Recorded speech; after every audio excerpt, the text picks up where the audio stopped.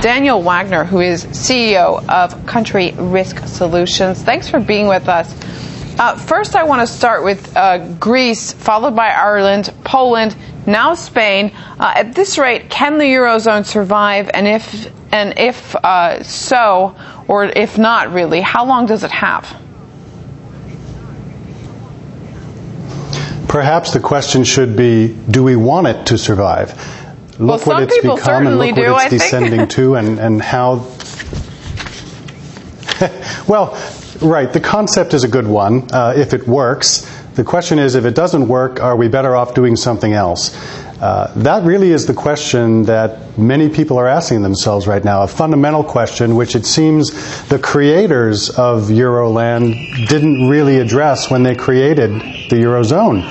They seemed to think about how wonderful everything would be, assuming everything worked well, and they didn't really think much about what would happen if it didn't work so well. That's really the question that has to be answered now. I'm not predicting the imminent demise of the Eurozone. On the other hand, it seems very clear that there is a precipitous decline, and that decline looks set to continue for some months to come.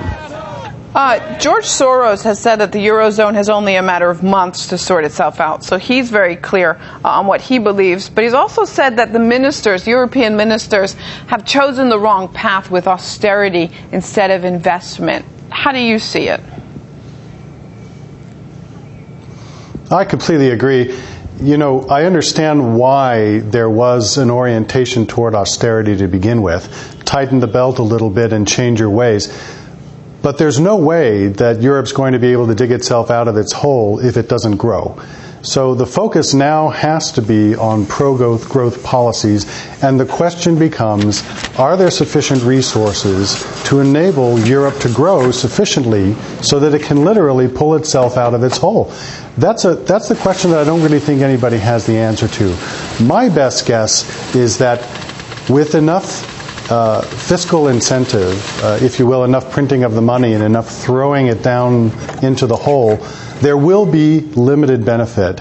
I am doubtful, however, if at this stage of the game, 4 years down the road, after all that money has been shoveled down into what seems like a black hole, there's now going to be enough resources available to get the job done. Now, we're constantly hearing about the banks and the markets, the ups, the downs. How much has the economic instability affected ordinary Europeans, not only in countries like Greece, but in Germany, per se?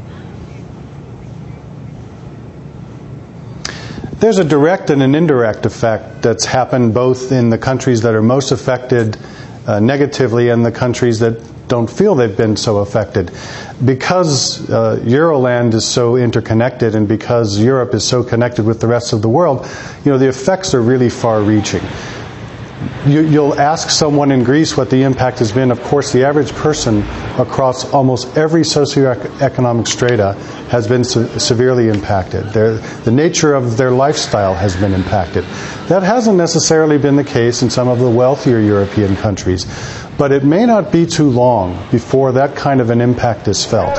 What we're facing now is a situation where fringe political movements are on the rise. If they get into power, their ability to govern effectively is going to be extremely limited. That, in turn, will affect how everybody lives and every government's ability to get the job done.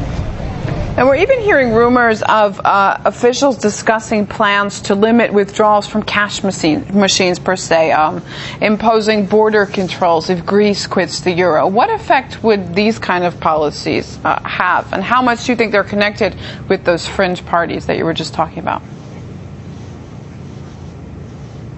Well, I think there's a definitive connection with the perception of what these fringe political movements imply, of what Spain's actions this past week imply, about what's going on in Europe in general.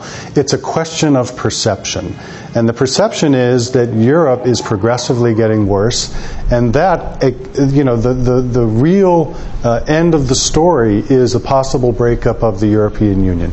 If that is the case, then it's not so far-fledged that people would need to consider whether the amount of cash that can be withdrawn from an ATM needs to be restricted.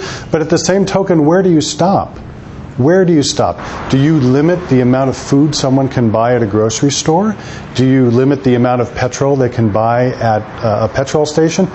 These are some of the questions that the policymakers are now going to have to grapple with, because as the perception gets worse, and I do believe the perception will get worse about what's in store for Europe, these types of questions don't become fiction, they become reality.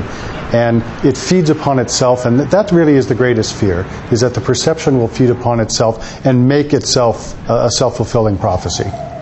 Daniel Wagner, live with us on the line from New York. Thank you very much for your analysis.